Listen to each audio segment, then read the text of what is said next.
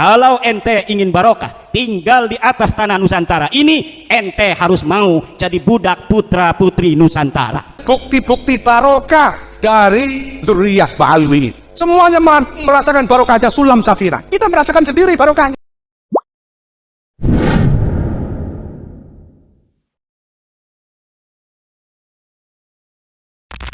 Ketua PWI Jatim mana ini? Aduh, ada tuh, Masya Allah. Ketua PWI Jatim Kiai Haji Jami atau yang akrab dipanggil Gus Jami.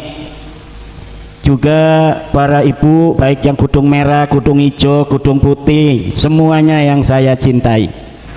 Bapak Ibu hadirin, para laskar Sabilillah, anggota Banser, para bapak-bapak tentara Republik Indonesia, juga dari kepolisian. Malam hari ini kita sudah melihat bagaimana keseriusan Sentono Dalem Perdikan Macan di dalam bagaimana berkontribusi di dalam menjaga budaya Nusantara, wabil khusus budaya Mataraman, sebagai pewaris dari para leluhur Majan, sebagai peletak dasar Kabupaten Tulungagung di masa lalu. Para keluarga besar dari Sentono Dalem Perdikan Majan, juga tadi siang dari saudaranya Sentono Dalem Perdikan Tawangsari, juga Minong ya, ada satu lagi. Ini adalah contoh bahwa macan-macan di masa lalu anaknya jadi macan. Jangan macan anaknya jadi kucing. Masih mending macan anaknya jadi kucing, walaupun kecil masih mirip. Ada macan anaknya jadi curut, ada macan anaknya jadi bebek. Kata politikus Jerman, kalau kita mau mengalahkan sebuah bangsa, nggak usah kita bawa senjata, cukup rubah sejarahnya, hancurkan mental-mental kesatrianya, bangsawannya jadikan kambing, bangsawannya jadikan bebek. Maka 1-2 generasi yang akan datang, kita bukan hanya akan menguasai daerahnya, tapi juga kita akan menjadikan para bangsawannya, kesatriannya sebagai para budak-budak mereka. Kata Sayyidina Umar, ummahatukum waladnakum ahrara fala takunu abidan li ghairikum. Ibu-ibu kalian melahirkan kalian dalam keadaan merdeka, maka jangan sampai kalian menjadi budak dari selain kalian. Makanya di dalam lagu kebangsaan kita, kata merdeka diulang-ulang. Merdeka, merdeka, itu diulang-ulang. Kenapa? Untuk menumbuhkan di hati setiap bangsa Indonesia, untuk membangun jiwanya, baru membangun raganya. Apa yang disebutkan oleh Wage Rudolf Supratman, seorang muslim itu, bahwa yang pertama harus dibangun bukanlah raga, tapi yang harus dibangun adalah jiwa, cara berpikir, cara menatap masalah, cara melihat realitas. Ini yang harus dibangun, konsep berpikir. Kalau kita berpikir kita bangsa merdeka, maka apa yang akan kita lakukan adalah sebagai orang-orang merdeka. Kalau kita berpikir bahwa kita adalah bangsa budak, bangsa terjajah, maka mental terjajah ini sampai kapanpun tidak akan membawa kemajuan bagi bangsa Indonesia dan negara yang kita cintai. Bangunlah jiwanya, bangunlah badannya untuk Indonesia Raya Tudua. Bang Indonesia Raya, merdeka, merdeka, negeriku yang ku cinta. Indonesia Raya, merdeka, merdeka, hiduplah Indonesia Raya. Tepuk tangan untuk Indonesia Raya. Indonesia dibangun atas 5 dasar yang kita sebut dengan Pancasila, yang digali dari budaya Indonesia yang telah lahir dari peradaban Nusantara ribuan tahun sebelum Pancasila itu digali oleh Insinyur Soekarno. 1 Juni Pancasila itu lahir tapi sebenarnya Pancasila itu lahir dari budaya dan peradaban kita, leluhur-leluhur kita di masa lalu yang kemudian dirangkum oleh Insinyur Soekarno. Pertama adalah ketuhanan yang Maha Esa, karena dari zaman dulu sebelum adanya Islam, sebelum ada Kristen, sebelum adanya Buddha, sebelum adanya Hindu, sebelum adanya agama Konghucu, bangsa Indonesia telah bertuhan kepada Allah Subhanahu wa Ta'ala. Sebelum agama-agama ini diturunkan, sejak dahulu kala umat-umat Indonesia, bangsa Indonesia telah menyembah Allah Subhanahu wa Ta'ala sesuai dengan nabinya di zamannya masing-masing. Ini yang dikatakan oleh Profesor Dr.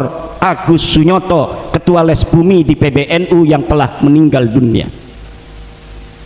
Maka ketuhanan yang Maha Esa dijadikan sebagai sila pertama. Sila kedua adalah kemanusiaan yang adil dan beradab.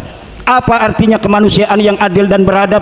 Bahwa seluruh manusia hidup di dunia ini, wabil khusus di atas tanah Nusantara, dalam pandangan kebudayaan, peradaban, dan negara kesatuan Republik Indonesia, semuanya sama. Tidak ada satu lebih unggul secara kemanusiaannya dari yang lainnya. Orang Jawa, orang Sunda, orang Batak, orang Aceh, orang Ambon, orang Makassar, semuanya sama di mata negara kesatuan Republik Indonesia.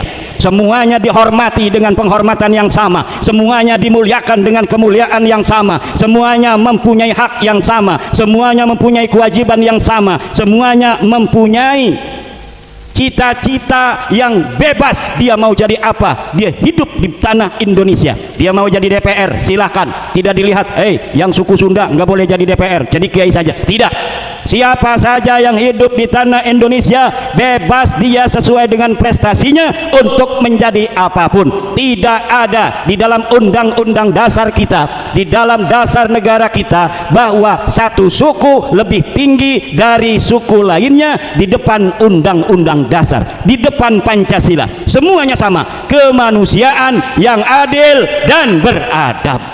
Ini the founding father kita.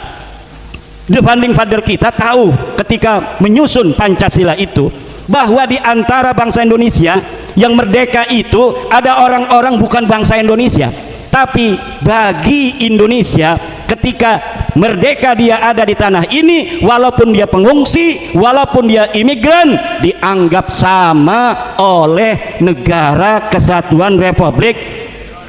Kudune nuhun kita, harusnya terima kasih kepada bangsa Indonesia yang telah memperlakukan semua orang yang hidup di atas tanah Indonesia ini sama. Jangan kemudian merasa lebih tinggi dari bangsa Indonesia, pemilik yang sah tanah Indonesia ini. Betul? Siapa pemilik tanah Indonesia ini? Dia adalah putra asli Nusantara. Siapa putra asli Nusantara? 1 orang Jawa, 2 orang Sunda, 3 orang Aceh, orang Jambi, orang Bali, orang Palembang, orang Maluku, orang Kalimantan, orang Papua, orang NTB, orang NTT, orang Bali, orang Madura. Itulah putra putri asli pemilik Nusantara ini. Tidak boleh siapapun dengan tujuan apapun untuk menyingkirkan mereka, baik menyingkirkan secara jasad atau hanya secara kemuliaan. Kalau ente ingin barokah tinggal di atas tanah Nusantara ini, ente harus mau jadi budak putra putri Nusantara. Jangan mau jadi tuan, malah pewaris tuan rumah jadi budak.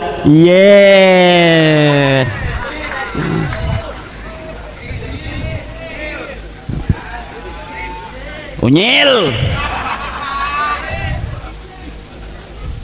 Katanya kiai-kiai itu hanya pengawalnya para kabaib. Rokim. Katanya kiai walaupun dia hafal Fathul Mu'in, hafal Bukhari, dia kalaulah bersama dengan Habib Alwi Bodoh, maka Habib Alwi Bodoh ini lebih mulia dari kiai asal Tulung Agung 70 kiai. Unyil. Lihat saudara, itu yang ada di dalam kitab Maraqil Ubudiyah. Kata Syekh Nawawi Tanara Al-Bantani, orang yang alim walam yantasib ilan nabi yafuqu ala man intasaba ilaihi sallallahu alaihi wasallam bi sittina darajah. Orang Tulung Agung yang bukan ngaku-ngaku turunan Nabi tapi dia alim, mondok di Lirboyo, mondok di Ploso, jadi alim. Dia walaupun anaknya tukang kolektor di Tulung Agung, tetap dia lebih mulia daripada orang yang ngaku-ngaku turunan Nabi tapi harus cium tangan. Itu dia, walaupun dia ngaku turunan Nabi, kalau goblok cium tangan sama anak tukang kolektor lulusan dari Lirboyo. Betul apa tidak? Betul apa tidak? Jangan betul-betul aja. Udah Habib cium tangan, unyil. Presiden dicaci maki saudara. Betul apa tidak? Presiden udah selesai biasa di demo. Ini kelakuan siapa itu? Itu bukan akhlak Nusantara. Presiden kita Jokowi yang 10 tahun ini sudah memiliki jasa untuk saya, terutama jasa apa? Saya dulu naruh anak di Gresik sebelum Pak Jokowi, belum ada tol, itu 2 hari 2 malam saudara, lewat Alas Roban. Sekarang dari Kresek sampai Tulungagung cuma 12 jam. Siapa itu? Pak Jokowi. Betul apa tidak? Lah sekarang udah selesai husnul khotimah di demo di Solo. Ini bukan akhlak Nusantara saudara, ini bukan akhlak Nusantara. Lihat itu siapa yang demo, close up wajahnya, ada wajah Mukibin itu. Betul apa tidak? Bukannya terima kasih dia yang demo lewat tol, tolnya dapat siapa? Betul apa tidak? Presiden Soekarno telah berjasa pada zamannya, betul. Presiden Soeharto banyak jasanya, walaupun juga kata Gus Dur banyak dosanya. Kata Gus Dur, Habibie banyak jasanya. Gus Dur radhiyallahu anhu wa ardhah, apalagi 2 tahun kayak Umar bin Abdul Aziz, betul. Setelah Gus Dur Ibu Megawati banyak jasanya, SBY banyak jasanya, Pak Jokowi apalagi yang jelas itu adalah jalan tol saya jadi 12 jam sampai ke Tulungagung, itu aja saya mah. Undang-undang hari santri 22 Oktober itu dapat siapa? Lah kok tega-teganya udah selesai di demo-demo. Lihat itu yang demo, shooting close up wajahnya, wajah Kibin. Kalau ini kan cuma mantan. Kalau mantan udah ada cahaya-cahaya keris nih. Makanya ini sebelum pulang coba keris ini taruh di kepala masing-masing supaya hilang bener-bener itu sisa-sisa Kibinnya. Untuk apa? Untuk Indonesia Raya. Indonesia Raya, merdeka, merdeka, hiduplah Indonesia Raya. Jangan lama-lama, langsung hiduplah aja. Yang penting Indonesia hidup. Apa ciri-ciri orang hidup? Punya rasa. Orang hidup itu cirinya punya rasa. Kalau dia itu diberikan award, dia disanjung merasa senang, walaupun tidak cantik dibilang cantik seneng kan? Betul apa tidak? Kalau dia itu dihina marah. Kata Imam Syafi'i, man istughdiba wa lam yaghdab fa huwa himar. Siapa orang yang dihina-dina seharusnya dia marah, dia tidak marah, maka dia bukan orang tapi himar. Atau dia sama sekali tidak punya rasa, fahuwa hajar, dia bukan orang tapi batu. Lah sekarang saudara, dihina-hina, katanya lu datang ke sini bawa gula 1 kilo, kita sembelihin ratusan kambing. Kakek-kakek aneh datang untuk mencetak para kiai, kalian datang ke sini bawa gula 1 kilo.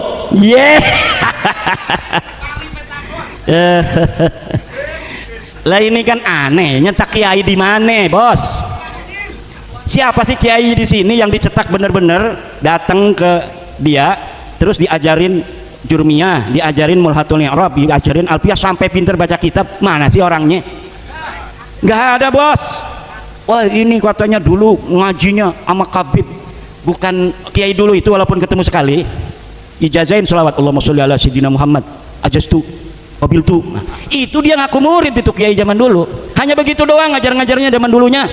Tapi kalau pondok-pondok pesantren di sini yang santrinya 100, yang santrinya 50, apalagi yang santrinya banyak, ngajarin anak-anak kita curmiyah, ngi'rab, narkib. Kalau di Banten namanya narkib, bahasanya bahasa Jawa. I'lam kalimah fil amr kuntu jajam alamat jajamnya sukun fa'il domir antas sejumlah fil fa'il la mahallalah min ya rabb dari jumlah istinaf nahwi wa huwa ma la yaqau jawaban anis soal. Itu namanya narkib. Kalau mi'rab bahasanya Arab. I'lam kalimatu fi'li amrin mabniyun ala sukuni wa fa'iluhu dhamiru anta wal jumlatu minal fi'li wa fa'ilihi istinafun nahwiyun. Allah. Lah itu diajarin sama siapa? Kiai saudara. Bu, makan melulu.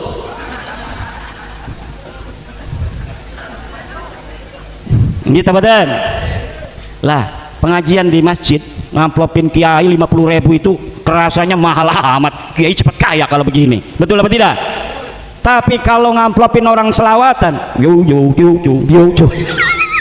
itu sampai 120 juta. 200 juta itu kalau acaranya lebih gede. Mau itu. Agama ajarannya kemudian menjadi seperti di Andalusia. Tahu cerita Andalusia? Kenapa Andalusia itu kerajaan Islam yang dulu besar kemudian porak-poranda? Gara-gara solawatan. Bukan solawatan Allahumma sholli ala sayyidina Muhammad, gara-gara syair-syair yang datang dari Irak. Jadi orang Andalusia kemudian menerima Islam yang awalnya ilmu pengetahuan, melahirkan Alfiyah Ibnu Malik. Siapa Alfiyah Ibnu Malik pengarangnya? Orang Andalusia, orang Spanyol. Kemudian dari Cordova, Spanyol, melahirkan imam ahli tafsir namanya Imam Qurtubi. Bukan Qurtubi Lebak, ini Imam Qurtubi asli. Tapi lama-kelamaan datang ini penyair dari Irak. Penyair dari Irak, kemudian pengajian-pengajian begini yang biasanya ngaji Fathul Qorib diganti dengan musik. Akhirnya agama Islam di Andalusia tidak lagi ilmiah, yang ada hanya memengan. Nyahon tuh memengan, main-main, begitu-begitu aja. Jadi agama kelihatannya semarak tapi kropos. Agama kelihatan semarak tapi kropos karena ilmunya tidak ada.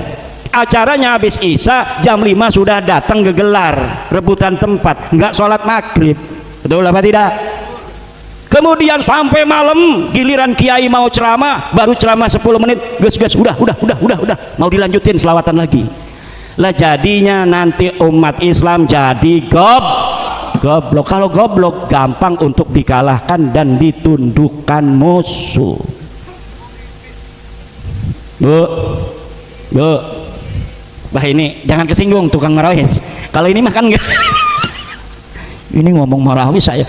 Enggak apa-apa, selawatan. Inna fil jannati nahran min laban li aliyin wa husainin wa hasan. Sekarang lagu itu diganti, bos. Udah denger? Inna fil jannati nahran min laban li ba'alwi. Ada lagunya.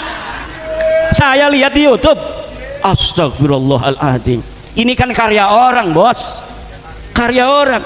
Inna fil jannati nahran min laban li aliyin wa husainin wa hasan hubu ahli baiti fardun indana. Apa terusnya itu?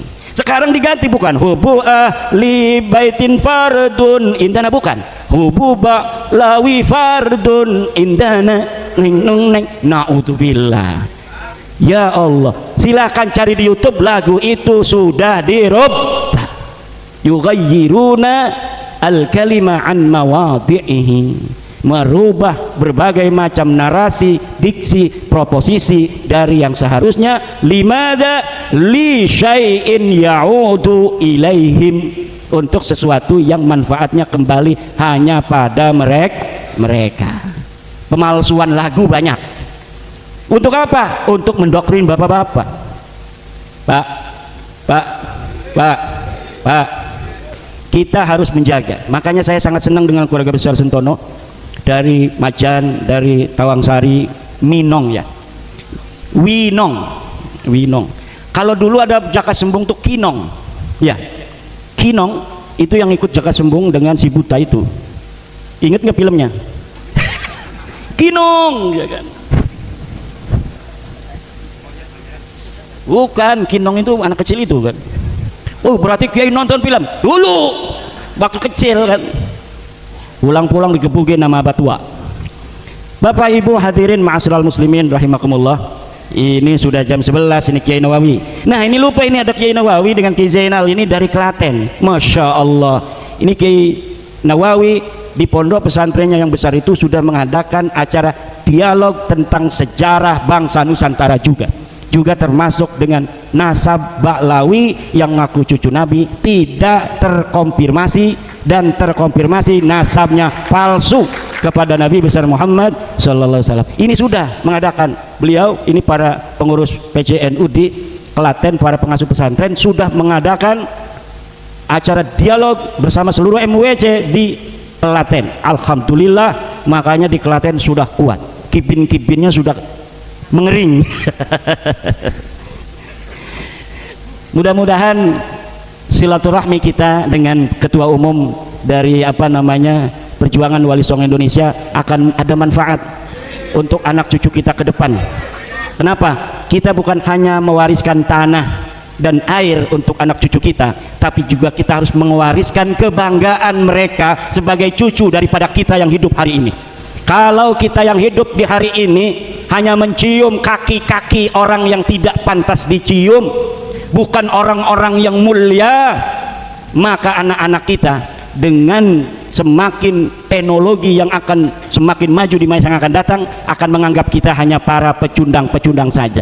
Bisa jadi nama bapak-bapaknya itu akan dicoret semuanya. Kenapa? Karena dia malu bapaknya dulu tidak ikut masuk PWI, bahkan jadi penentang.